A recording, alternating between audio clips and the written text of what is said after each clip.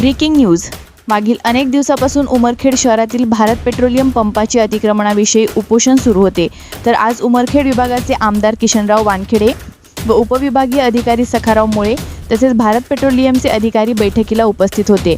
यावेळी आमदार किशनराव वानखेडे यांनी शिवाजी महाराजांच्या पुतळ्याजवळ असलेल्या पेट्रोल पंपांचे अतिक्रमणास असलेला भाग तात्काळ काढण्याचे निर्देश दिले असून शहरात पेट्रोल पंपाच्या समोर शहरातील अनेक लोक जमले असून तात्काळ अतिक्रमण हटवा अशी मागणी करत आहे.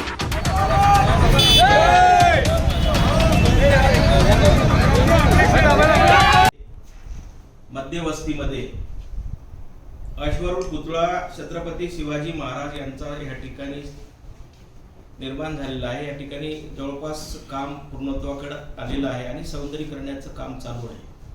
परंतु बाजूला नगरपालिकेचं कार्यालय आहे, बाजूला एक भारत पेट्रोलियम कंपनीचा त्या ठिकाणी पेट्रोल पंप आहे आणि साधारणतः छत्रपती शिवाजी महाराजांची उंची मोजण्या इतका आजपर्यंत ह्या देशामध्ये कोणी तयार झालं नाही आणि त्यांच्या पुतळ्याच्या समोर कुठेतरी ऑब्स्टॅकल किंवा अडथळा दिसेल अशा प्रकारचं त्या ठिकाणी पेट्रोल पंप असल्यामुळे लोकांच्या भावना या ठिकाणी दुखत आहेत. अनेक लोकांच्या या ठिकाणी नाराज आहेत आणि त्या अनुषंगाने उमरखेड शहरामध्ये अनेक दिवसापासून त्या ठिकाणी उपोषण चालू आहे.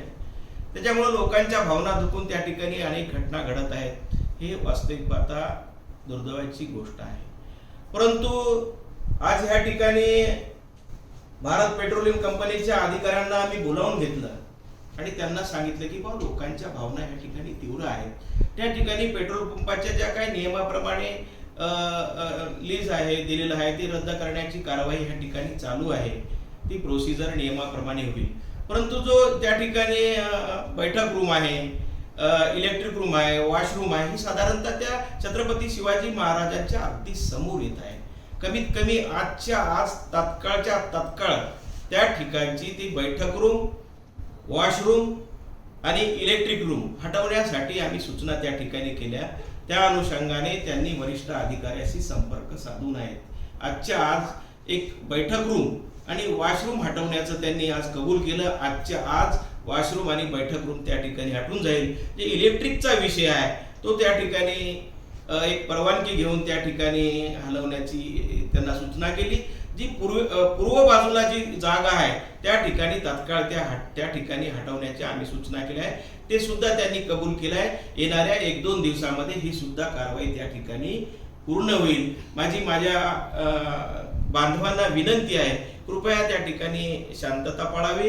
येणाऱ्या काळात आपल्या भावनाशी आम्ही निश्चित समर्पित आहोत, सोबत आहोत. आपल्या जी काही कारवाई आम्हाला करता येईल ती आम्ही निश्चित केल्याशिवाय राहणार नाही. पण जे आज जे समोर अडथळा निर्माण झाले आम्ही आजच्या आज त्या ठिकाणचा हटवत आहे. धन्यवाद.